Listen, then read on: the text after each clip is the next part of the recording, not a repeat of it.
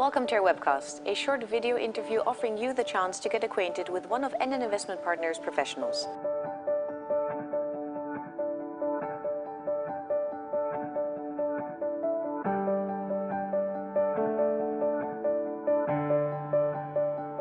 Roelf, welcome. Yeah. Can you take us through some of the developments within the real estate market that we should take notice of? Yes, first of all, performance last quarter. Again, a very impressive quarter. Gains of almost 20% in listed real estate. And don't forget, after a very strong 2014, where we also saw big gains. For example, Germany, almost 50% gains last year. So a pretty impressive return for real estate again this year, this quarter. And secondly, it was also an important quarter for real estate investors, as it took away two of the main fears that a lot of them had. And the first fear was what would happen with real estate stocks when the US would start hiking interest rates. And of course that will have impact on stock prices. And the second fear was if we would see a kind of sell-off in US real estate, would there also be some contagion effects towards European real estate? And actually also that didn't happen. So two main fears were taken away.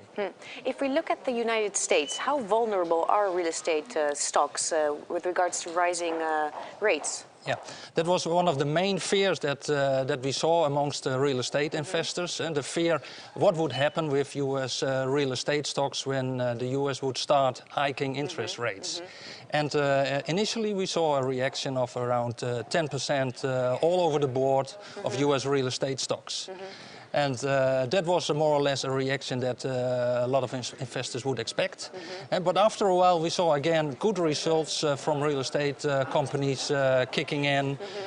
We saw transaction prices increasing of assets. We saw good earnings reports. We saw rents increasing. We saw occupancy rates increasing.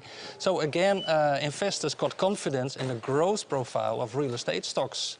And that took away some fears, and we saw also a correction on the stock prices again, and that gave us another confidence boost, and also going into the future. And if we take a look at it from another angle, is there a contagion risk from Europe?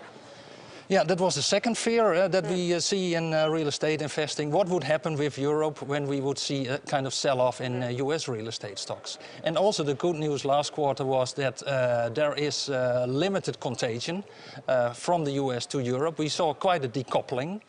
We saw a correction in the US, but we saw European real estate stocks continuing to increase.